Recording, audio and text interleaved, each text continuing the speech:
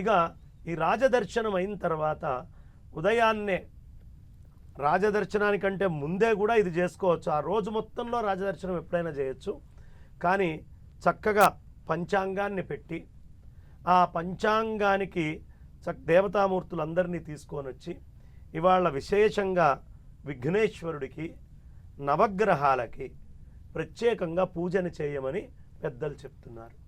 అందుకని ఇవాళ రోజున విఘ్నేశ్వరుడు విఘ్నాలన్నీ దూరం అవ్వాలి, గ్రహాలన్నీ స్వాధీనంగా ఉండి నాకు బాగుండాలి అని వాటికి పూజ చేసి, అంటే ఏముందమ్మా, చక్కగా లేచి నిల్చొని ఆదిత్యాయ చ సోమాయ మంగళాయ బుధాయ చ గురు శుక్ర శనిభ్యశ్చ రాహవే కేతవే నమః, మీ అందరికీ ఓ నమస్కారము అని దండం పెట్టుకోవాలి.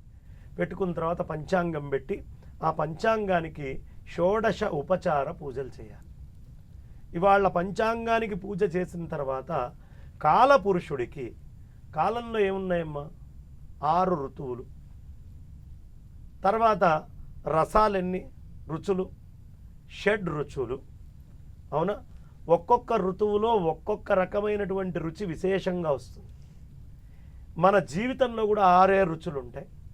అయితే కోపం వస్తుంది, లేకపోతే అసూయ, లేకపోతే దయా జాలి, ఏమ్మా, ఇలాంటివే మనకు వచ్చే లక్షణాలు.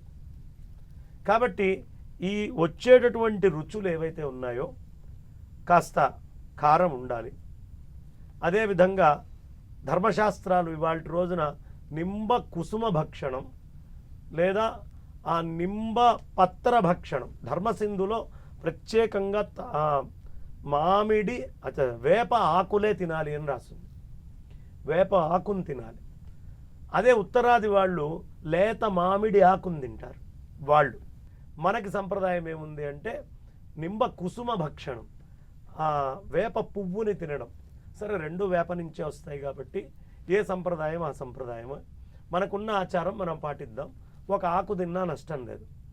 కాబట్టి చక్కగా అది పెట్టుకొని దాన్ని తీసుకొచ్చి పులుపుకి చింతపండు రసం తీసుకొని అంత బెల్లం, చక్కగా బ్రహ్మాండంగా కొత్తగా బెల్లం వస్తుంది, ఆ బెల్లం తీసుకొని వచ్చి అందులో వేసి, అదేవిధంగా అందులో అంత లవణం, కొంచెం ఉప్పు, ఇవన్నీ మనకుండే రుచులే. మన జీవితంలో రుచులు, మన మనస్సుకు కూడా ఈ 6 రుచులు ఉన్నాయి. కాబట్టి వీటన్నిటినీ తీసుకొని వచ్చి ఇవన్నీ కలిపి ఆ కాలపురుషుడికి నైవేద్యం పెట్టాలి. పెట్టి, నాయన, మా ఆరోగ్యానికైనా అనారోగ్యానికైనా ఈ 6 రుచులే కారణం. ఏ కాలంలో ఏ సందర్భంలో మేము ఎలాంటి రుచిని తీసుకున్నా దాని నుంచి కష్టం రాకుండా మమ్మల్ని చూసుకో అని చెప్పి ఆ పంచాంగానికి నివేదన చేస్తాం. బ్రహ్మ పూజనం, ఈ మొత్తానికి కారణం ఎవరు? బ్రహ్మదేవుడు. ఈ సృష్టి మొత్తం ఆయన వల్ల కదా. ఈ ఉగాది అంటే ఉగాది కాదమ్మా, అసలు దీని పేరు యుగ ఆది. యుగము ఆరంభమయ్యే రోజు. యుగం ఎప్పుడు ఆరంభమైంది? బ్రహ్మదేవుడు సృష్టి మొదలు పెడితే అయింది. అందుకని ఈ యుగ ఆది మనం ప్రత్యేకంగా చేసుకుంటాం. ఈ యుగ ఆది రోజున బ్రహ్మదేవుడిని ఒకసారి పూజించాలి. ఇంకా రుద్రుణ్ణి, సూర్యనారాయణమూర్తిని అందరినీ కూడా విశేషంగా పూజించాలి అని చెప్పబడింది.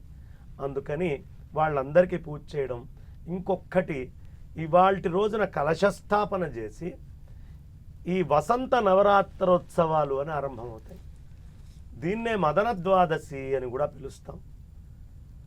ఆ వసంతము అనేటటువంటిది మదనుడు అని కూడా ఆయనకు పేరు. దీనికి ఇంకో పేరు కూడా ఉంది వసంత ఋతువుకి, మధుమాసము అని పిలుస్తాం. మధు అనే శబ్దం వసంతుడికి వాడతాం. ఈ సందర్భంలో ఆ కాముడు చాలా బలంగా ఉంటాడు, వాడు విస్తృతంగా వ్యాప్తి చేస్తాడు. అందుకనే మనం అంత ఎండలో కూడా ఏ చెట్టును చూసినా పచ్చగా కనిపిస్తుంది.